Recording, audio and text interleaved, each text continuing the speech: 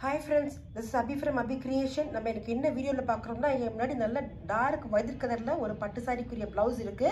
Actually இது வந்து பாத்தீங்கன்னா ஒரு என்கேஜ்மென்ட்டோட சாரி, ஈவினிங் கட்டற நைட் ஃபங்க்ஷனுக்கு கட்டறதுக்காண்டி ஒரு சாரி. இத வந்து நமக்கு கிராண்டா வர்க் பண்ணி கேட்டிருக்காங்க. சாரி இந்த கலர் தான், ப்ளவுஸ் இந்த கலர் தான்.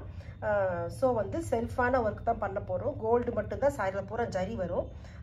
ஃபுல்லா என்கேஜ்மென்ட்க்கு நைட் கட்டற சாரி. இப்போ இத பாத்தீங்கன்னா ரெண்டு ஃப்ளவர் போட்டுருக்கோம். இந்த ஃப்ளவர் பாத்தீங்கன்னா லோட்டஸ் தான்.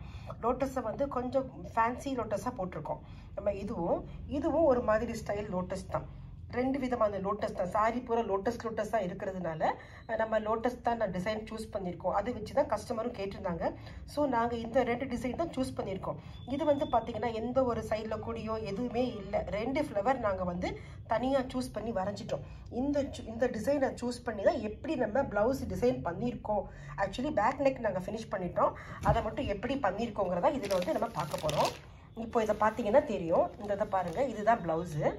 இதுதான் அந்த காட்டினே பார்த்தீங்கன்னா லோட்டஸ், பெருசாக ஒரு லோட்டஸ் காட்டினே பார்த்தீங்களா, அந்த லோட்டஸ்க்குரிய இது வந்து இதுதான். ஃபர்ஸ்ட் என்ன பண்ணியிருக்கோம், ட்ரேஸ் பண்ணி முடிச்ச உடனே அவுட்லைனில் பூராமே அந்த சுகர் பீட்ஸ் ஃபுல்லாக கொடுத்துட்டோம்.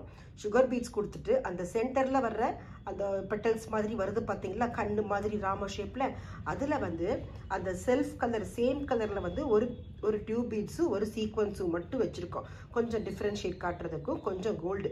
ஏன்னா இது பூராமே ஒரே வயலட் தான் இருக்குது, சாரியும் வயலட் தான். இப்போ ஃபுல்லாக கோல்டு கொடுத்தோம்னா அந்த ஒரு டிஃப்ரென்ஷியேஷன் தெரியாதுங்கிறதுக்காண்டி சென்டரில் மட்டும் அந்த வயலட் கொடுத்துருக்கோம், சைடில் பூரா கோல்டு கொடுத்துருக்கோம். கோல்டு கொடுத்துட்டு அப்புறம் கோல்டு அந்த ஃபுல்லாக ஃபில்லிங் பார்த்தீங்கன்னா மீதி பெட்டல்ஸ் எல்லாமே கோல்டு டியூப் பீட்ஸ் கொடுத்துருக்கோம். ஸோ நமக்கு இந்த லோட்டஸ் வந்து கொஞ்சம் அட்ராக்டிவாக பியூட்டிஃபுல்லாக தெரியுது. அண்ட் அவுட்லைனில் ஜரி சில்வர் கோல்டு ஜரி போட்டுட்டு அப்புறமும் அவுட்லைனில் இந்த வயலட்டில் வந்து ஒரு டபுள் ஷேட் ஒரு மெரூன் இருக்கிறதுனால அவுட்லைனில் ஒரு மெரூன் கொடுத்துருக்கோம். அண்ட் இப்படி தான் இதை வந்து பார்த்தீங்கன்னா இந்த நடுவில் வந்து 3 லோட்டஸ் கொடுத்துருக்கோம். நல்ல பெரிய லோட்டஸாக இருக்கிறதுனால அவங்களுடைய பேக் நெக்குக்குள்ள வந்து டீப்பாக இதே ஃபுல்லாக கவர் ஆகிடுச்சு. இதை பார்த்தா நல்ல 3 லோட்டஸ் வந்து பியூட்டிஃபுல்லாக கொடுத்துட்டு அந்த சைடில் போடும்போது பார்த்தீங்கன்னா இந்த சின்ன லோட்டஸ் கொடுத்துருக்கோம். ஏன்னா நமக்கு அந்த ஷோல்டர் ஏரியா வரும்போது நமக்கு நெக்கில் அடியாகக்கூடாது, ஆமுக்கு கீழே வரும்போது நெக்கில் அடியாகக்கூடாதுங்கிறதுக்காண்டி அந்த சின்ன லோட்டஸ் கொடுத்துருக்கு. அந்த சின்ன லோட்டஸ்லையும் மேலே ஒரு பெட்டலில் மட்டும் அந்த சீக்வன்ஸும் வயலட் கலர் பீட்ஸும் அடுக்கடுக்காக கொடுத்துட்டு கீழே வர 2 இதில் கொடுத்துருக்கோம்.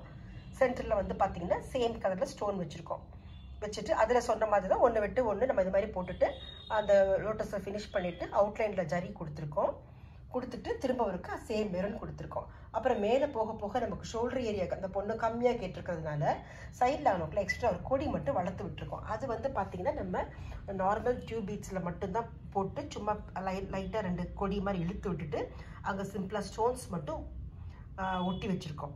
அப்புறம் பார்த்தீங்கன்னா இங்கே குட்டி குட்டி ஃப்ளவர்ஸ் கேப்பில் வந்து தெரியுற கேப்பில் சின்ன ஃப்ளவர்ஸ் மட்டும் போட்டிருக்கோம்.